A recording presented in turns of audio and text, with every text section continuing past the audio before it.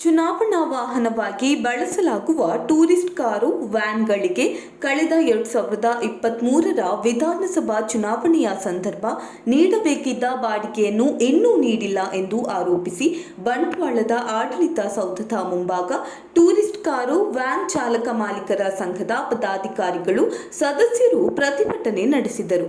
ಬಳಿಕ ಬಂಟ್ವಾಳ ತಹಶೀಲ್ದಾರ್ ಅರ್ಚನಾ ಭಟ್ ಅವರಿಗೆ ಮನವಿ ಸಲ್ಲಿಸಿದ ಪ್ರತಿಭಟನಾಕಾರರು ಸಮಸ್ಯೆಯನ್ನು ಶೀಘ್ರ ಪರಿಹರಿಸುವಂತೆ ಒತ್ತಾಯಿಸಿದರು.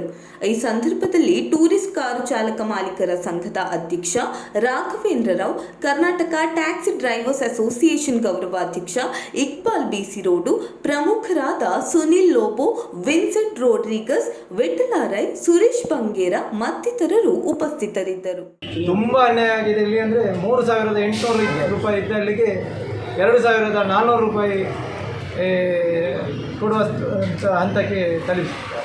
ಆದ್ದರಿಂದ ಮುಂದೆ ನಮಗೆ ಈ ಥರ ಅನ್ಯಾಯ ಆಗಬಾರ್ದು ಮತ್ತು ಕಳೆದ ಬಾಕಿ ಇದ್ದ ಹಣವನ್ನು ನಮಗೆ ಕೊಡಬೇಕಂತೇಳಿ ನಾವು ಈ ಒಂದು ಸಾಂಕೇತಿಕವಾಗಿ ಪ್ರತಿಭಟನೆಯನ್ನು ಮಾಡಿದ್ದೇವೆ. ಮುಂದೆ ನಮಗೆ 4 ದಿನ ಒಳಗೆ ಇದಕ್ಕೆ ಸರಿಯಾದ ಒಂದು ಸ್ಪಂದನೆ ಸಿಗದಿದ್ದರೆ ಚುನಾವಣೆಯ ದಿವಸವೇ ನಾವು ನಮ್ಮ ವಾಹನಗಳನ್ನು ಇಟ್ಟು ಸಾಮೂಹಿಕವಾಗಿ ನಾವು ಪ್ರತಿಭಟನೆ ಮಾಡಿ ನಮ್ಮ ವಾಹನಕ್ಕೆ ಇಂತಿಷ್ಟು ಬೆಲೆ ಎಂದು ಅಧಿಕೃತವಾಗಿ ನಮಗೆ ಕೊಡುವ ತನಕ ನಾವು ವಾಹನವನ್ನು ಅಲ್ಲಿಂದ ಹೊರಡಿಸುವುದಿಲ್ಲ ಎಂದು ಈ ಮೂಲಕ ಎಚ್ಚರಿಕೆಯನ್ನು ನಾವು ಕೊಡ್ತಾ ಇದ್ದೇವೆ, ಸಂಘದ ವತಿಯಿಂದ ನೀಡ್ತಾ ಇದ್ದೇವೆ.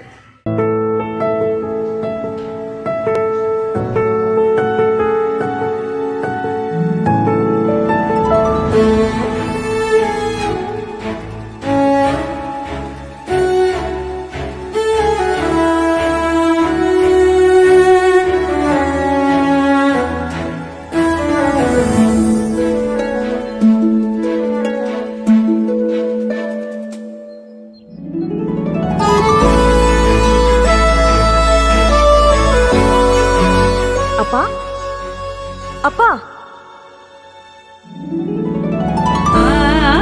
ಸಂತೋಷದ ರವಾನೆ ಪ್ರತಿ ಮನೆಗಳಿಗೆ. ಜಿಎಲ್ ಆಚಾರ್ಯ ಜ್ಯುವೆಲರ್ಸ್. ನಿಖರ ಸುದ್ದಿ, ಸದಭಿರುಚಿಯ ಕಾರ್ಯಕ್ರಮ. ನೀವು ನೋಡ್ತಾ ಇದ್ದೀರಾ ಕಹಳೆ ನ್ಯೂಸ್, ಸಮಾಜದ ಜಾಗೃತಿಗಾಗಿ ವಸ್ತುನಿಷ್ಠ ವರದಿ.